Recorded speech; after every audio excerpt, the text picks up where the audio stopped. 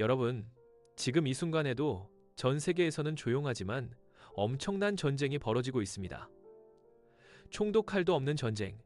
바로 인공지능 AI를 차지하기 위한 거대한 싸움입니다. 그런데 말입니다. 이 전쟁에서 가장 똑똑한 포지션을 잡은 나라가 있다는 거 아세요? 싸우는 사람들한테 무기를 팔아서 돈을 버는 나라. 누가 이기든 말든 상관없이 계속 돈이 들어오는 그 자리. 놀랍게도 그게 바로 우리나라, 대한민국입니다.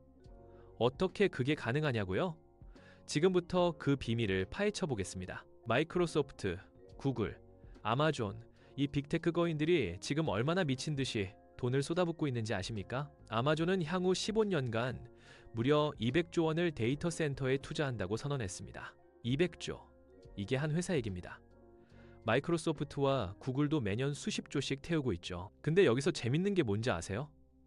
이 기업들이 서로를 쓰러뜨리려고 주먹을 날리는 동안 한국은 그 링 밖에서 여유롭게 물과 수건을 팔고 있다는 겁니다. AI가 돌아가려면 뭐가 필요할까요? 엄청나게 똑똑한 메모리 칩, 그걸 담을 데이터 센터, 그리고 그 괴물 같은 건물에 전기를 공급할 변압기와 전력망. 이 모든 게 한국에서 나갑니다. 삼성과 SK하이닉스의 HBM 메모리는 AI의 심장이고, 우리 건설사들은 데이터 센터를 번개처럼 빠르게 짓고, 전력 설비는 또 어떻습니까? HD 현대일렉트릭, LS일렉트릭이 변압기를 공급하죠. 한마디로 정리하면 이겁니다. 19세기 골드러시 때 금 캐는 사람들은 대부분 망했지만 곡괭이 파는 사람들은 떼돈을 벌었습니다. 지금 한국이 딱 그 곡괭이 장수 포지션에 있는 겁니다. 근데 왜 갑자기 이 물리적인 인프라가 이렇게 중요해진 걸까요? 불과 2년 전만 해도 다들 알고리즘이다, 소프트웨어다 떠들었잖아요. 답은 간단합니다. 전기 때문입니다. 여러분이 챗 GPT에 질문 하나 던지는 거 엄청 가벼워 보이죠?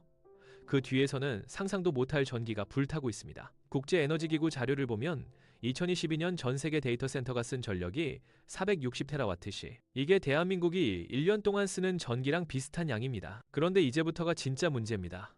2026년이 되면 이 수치가 1000테라와트시를 넘는다는 겁니다. 일본이라는 나라 하나가 1년 동안 쓰는 전기만큼 이 AI 때문에 더 필요해진다는 얘기죠. 상황이 이렇다 보니까 지금 빅테크 기업들이 AI 시스템 구축할 때 가장 먼저 하는 일이 뭔지 아세요? 엔비디아한테 GPU 주문하는 게 아닙니다. 전력회사한테 전화 거는 겁니다. 저희한테 기가와트급 전기 공급 가능하세요? 이게 첫 번째 질문이 됐어요. 마치 초고층 빌딩을 지으려고 하는데 알고 보니 전기선이 가정집용 가느다란 선밖에 없는 거랑 똑같은 상황입니다. 아무리 설계도가 훌륭해도 돈이 쌓여 있어도 전기가 없으면 공사 첫 삽도 못 드는 거죠. 그래서 데이터 센터 입지 조건이 완전히 바뀌었습니다. 예전엔 실리콘밸리처럼 인재가 많은 곳이 최고였죠. 지금은 다릅니다. 첫째, 안정적이고 저렴한 전기. 둘째, 냉각 능력. 셋째, 초고속 통신망. 넷째, 건설 인력. 다섯째, 지정학적 안정성. 이 5가지를 다 갖춘 곳? 전 세계에서 손에 꼽습니다. 그 중에서도 아시아에는 딱 3명의 강력한 플레이어가 있습니다. 한국, 대만, 일본. 자, 그럼 이 3나라 중에서 누가 최종 승자가 될까요? 먼저 우리나라부터 볼까요? 한국의 가장 큰 장점은 올라운더라는 겁니다. 모든 걸 평균 이상으로 잘해요. 전력망 안정성? 세계 최고 수준입니다. 송배전 손실률이 3.5%밖에 안 돼요. 미국이나 유럽은 5% 넘어가거든요. 24시간 365일 단 1초도 멈춰선 안 되는 데이터 센터한테 이만큼 중요한 조건이 없습니다. 거기에 HBM 메모리는 우리가 80% 이상 점유하고 있고 건설 능력도 세계적이죠. 말 그대로 데이터 센터 종합 선물 세트를 갖춘 나라입니다. 하지만 약점도 있습니다. 바로 수도권 집중. 지금 우리나라 데이터 센터의 60%가 서울, 경기, 인천에 몰려 있어요. 문제는 수도권 전력망이 이미 빡빡하다는 겁니다. 새로운 데이터 센터를 더 짓고 싶어도 전기를 연결할 수 있느냐가 걸림돌이 되고 있습니다. 그럼 지방에 지으면 되지 않냐고요? 이론적으론 맞는데 현실은 복잡합니다. 통신망, 고객과의 거리, 인력과 협력사 생태계가 다 수도권에 있거든요. 시장 논리상 다시 수도권으로 몰리려는 힘이 작용하는 겁니다. 자, 이제 두 번째 경쟁자 대만을 볼까요? 대만의 무기는 명확합니다.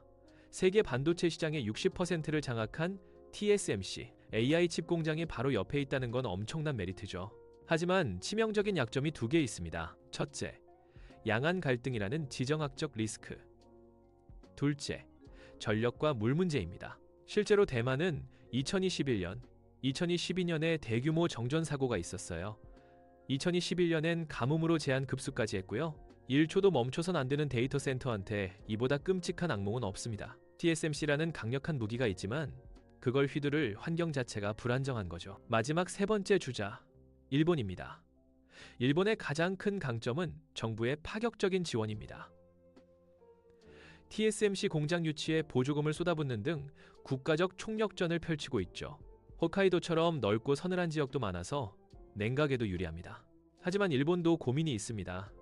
첫째, 잦은 자연재해, 지진, 쓰나미, 태풍. 2011년 도호쿠 대지진을 기억하시죠? 장기 투자에는 부담스러운 요소입니다. 둘째, 상대적으로 높은 에너지 비용. 한국보다 전기료가 비싸다는 지적이 계속 나오고 있습니다. 자, 정리해볼까요? 한국은 안정적인 올라운더지만 수도권 집중 문제가 있고, 대만은 TSMC라는 최고 카드가 있지만 리스크가 너무 크고, 일본은 정부 지원이 강력하지만 재해와 비용이 발목을 잡습니다. 만약 여러분이 구글이나 아마존 CEO라면 어디를 선택하시겠어요? 답은 명확합니다. 어느 한 곳에 몰빵하기엔 각국의 리스크가 너무 뚜렷합니다. 그래서 이들의 전략은 리스크 분산입니다. 일본에도 짓고 대만과도 협력하고, 그리고 한국에도 핵심 거점을 마련하는 거죠. 특히 한국은 대만과 일본의 약점을 보완해 줄 수 있는 가장 균형 잡힌 파트너입니다. 그렇다면 한국은 이 기회를 어떻게 활용하고 있을까요? 단순히 땅과 전기만 빌려주는 걸까요? 놀랍게도 그게 아닙니다. 한국은 지금 AI 데이터 센터를 통째로 만들어서 수출하는 턴키 솔루션 전략을 펼치고 있습니다. 말 그대로 열쇠만 돌리면 모든 게 작동하는 상태로 제공하는 겁니다. AI 데이터 센터 하나 짓는 건 작은 도시 하나 건설하는 것만큼 복잡합니다. 수십만 개의 반도체, 수천 킬로미터의 케이블, 거대한 변압기와 냉각 시스템. 이걸 하나하나 따로 주문하면 얼마나 복잡하겠어요? 바로 이 지점에서 팀 코리아가 등장합니다. 한국은 이 모든 걸 원스톱으로 제공할 수 있는 몇 안 되는 나라입니다. 패키지 안에 뭐가 들어있냐고요? 첫째, 삼성과 SK하이닉스의 HBM 메모리 전 세계 시장의 80% 후반대를 장악하고 있습니다. 둘째, 전력 시스템 변압기는 HD 현대일렉트릭, LS 일렉트릭이 공급하죠. 지금 전 세계적으로 변압기 부족 사태가 심각한데 우리는 안정적으로 공급할 수 있습니다. 거기에 LG 에너지 솔루션, 삼성 SDI의 배터리 시스템까지 더해집니다. 셋째, 건설과 프로젝트 관리 능력. UAE 바라카 원전 프로젝트 기억하시나요? 2009년에 200억 달러 규모로 수주한 거대 프로젝트였죠. 데이터 센터도 본질은 똑같습니다. 반도체, 전력, 건설, 통신을 모두 아우르는 시스템을 정해진 시간 안에 완성시키는 능력. 심지어 우리는 미래 에너지원까지 준비하고 있습니다.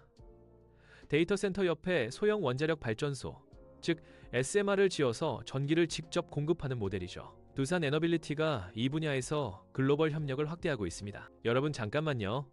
여기까지 들으시면서 혹시 이런 생각 드셨나요? 와, 완벽한 꽃놀이 패네. 누가 이기든 우리는 계속 돈을 벌 수 있겠구나. 그런데 정말 그럴까요? 이 화려한 성공 뒤에 숨겨진 그림자는 없을까요? 사실 우리에겐 두 개의 심각한 딜레마가 있습니다. 첫 번째, 하드웨어 종속이라는 그림자입니다. 우리는 지금 최고급 둥지를 지어주고 있습니다.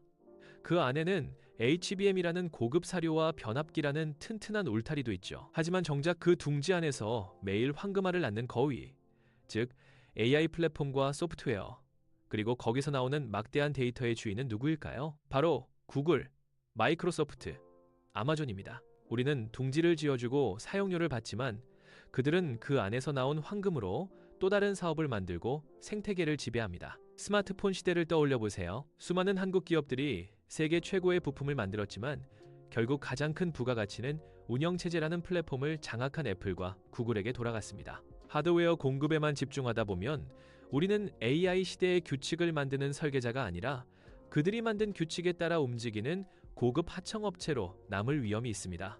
곡괭이 파는 것에 만족하는 동안 금광의 소유권 자체를 넘겨주는 꼴이 될 수 있다는 무서운 경고죠. 두 번째 그림자는 더 현실적이고 고통스럽습니다. 바로 국토 불균형 심화입니다. 현재 한국의 데이터 센터 약 150여 개 중 60%가 수도권에 몰려 있습니다. 전력 사용량으로 따지면 더 심각해서 2029년에는 수도권 데이터 센터가 전체의 70%를 넘어설 것으로 예상됩니다. 수도권은 이미 대한민국 인구의 절반이 모여 사는 곳입니다. 여기에 기가와트급 전력을 요구하는 데이터 센터가 계속 추가되면 어떻게 될까요? 당장 블랙아웃이 난다는 건 아니지만 수도권 전력망이 구조적 한계에 가까워지고 있다는 신호는 이미 분명하게 나타나고 있습니다. 실제로 정부와 업계에서 수도권 신규 데이터 센터의 전력 접속이 점점 어려워지고 있다는 우려를 공식적으로 제기하고 있습니다.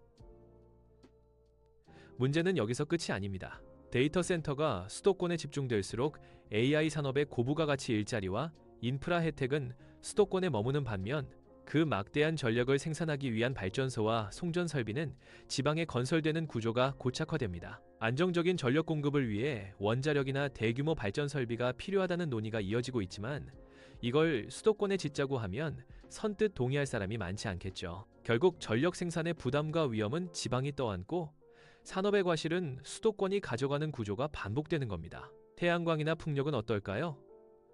대규모 재생에너지 단지를 건설하려면 넓은 부지가 필요한데 이 과정에서 산림 훼손과 지역 주민 갈등이 끊이지 않고 있습니다. 첨단 AI 산업의 화려한 불빛을 밝히기 위해 대한민국의 다른 한쪽에서는 심각한 사회적, 환경적 비용을 치르고 있는 셈입니다. 자, 그렇다면 여러분, 개인 투자자로서 이 AI 전쟁에서 나는 어디에 돈을 놓아야 할까요?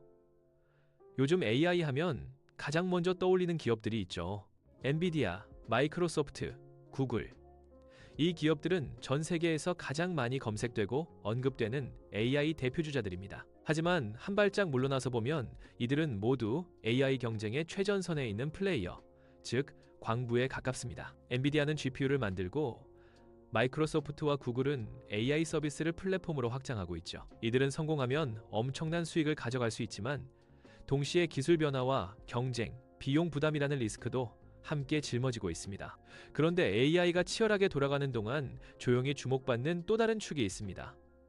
바로 AI가 돌아가기 위해 반드시 필요한 인프라와 공급망입니다. 여러분, 이 채널이 도움이 되셨다면 구독과 좋아요, 알림 설정 부탁드립니다. 댓글로 여러분의 생각도 들려주세요. 여러분의 작은 관심이 더 좋은 콘텐츠를 만드는 큰 힘이 됩니다. 자, 다시 돌아와서 말이죠. 대표적인 예가 SK하이닉스와 삼성전자입니다. 이들은 AI GPU에 필수적인 HBM 메모리를 공급하며 엔비디아든 AMD든 결국 거쳐갈 수밖에 없는 위치에 있습니다. AI 열풍이 계속되는 한 누가 1등 플랫폼이 되든 상관없이 수요가 발생하는 구조입니다. 그래서 이들은 화려한 스토리보다는 구조적 필수성으로 자주 언급됩니다. 전력적으로 눈을 돌리면 또 다른 그림이 보입니다. AI 데이터 센터는 전기를 먹고 삽니다. 그래서 최근 투자자들 사이에서 자주 거론되는 기업들이 HD 현대일렉트릭, LS 일렉트릭 같은 전력 장비 회사들입니다. 이 기업들은 AI라는 단어를 전면에 내세우지는 않지만 데이터 센터가 늘어날수록 변압기와 송배전 설비 수요가 따라붙는 구조에 있습니다. AI 경쟁이 과열될수록 일이 늘어나는 전형적인 곡괭이 포지션이죠. 여기에 배터리와 에너지 저장 장치도 빠질 수 없습니다. 데이터 센터는 전력이 잠깐이라도 끊기면 치명적이기 때문에 대규모 배터리 시스템이 필수입니다.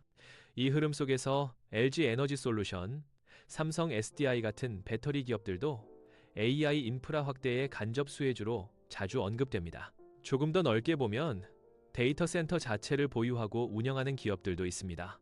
글로벌 시장에서는 에퀴닉스, 디지털 리얼티 같은 데이터 센터 리츠들이 대표적이고 이들은 AI 서비스의 승자와는 무관하게 서버가 늘어나는 한 임대 수요가 생기는 구조를 가지고 있습니다. 투자자들 사이에서 AI가 잘 되든 못 되든 남는 쪽으로 자주 언급되는 이유입니다. 이렇게 정리해보면 중요한 사실 하나가 분명해집니다. AI에 투자한다고 해서 반드시 AI 서비스를 만드는 회사에만 투자할 필요는 없다는 점입니다. 어떤 기업은 AI 경쟁의 주인공이고 어떤 기업은 그 경쟁이 벌어질수록 반드시 필요한 존재입니다. 개인 투자자에게 중요한 건 누가 더 화려해 보이느냐가 아니라 이 경쟁이 계속될수록 빠져나오기 어려운 위치에 있는 기업이 누구냐입니다. 중요한 건 AI라서 산다가 아니라 AI라는 구조 안에서 이 기업은 어떤 역할을 맡고 있는가를 이해하고 투자하는 것입니다. AI 골드러시는 언젠가 열기가 식을 수 있습니다. 하지만 AI를 돌리기 위한 전기와 서버, 반도체가 필요 없어지는 세상은 쉽게 오지 않을 겁니다.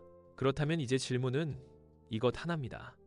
지금 나는 금을 캐는 사람에게 투자하고 있는가? 아니면 곡괭이를 파는 사람에게 투자하고 있는가? 이 질문에 답할 수 있다면 적어도 AI 투자에서 방향을 잃지는 않을 겁니다. 여러분, 오늘 영상 어떠셨나요? AI 전쟁 속에서 한국이 어떤 기회를 잡고 있는지, 그리고 우리는 어디에 주목해야 하는지 함께 살펴봤습니다. 이 영상이 여러분의 투자와 생각에 조금이라도 도움이 됐다면 좋겠습니다. 다음 영상에서 더 유익한 내용으로 찾아뵙겠습니다. 오늘도 시청해주셔서 정말 감사합니다.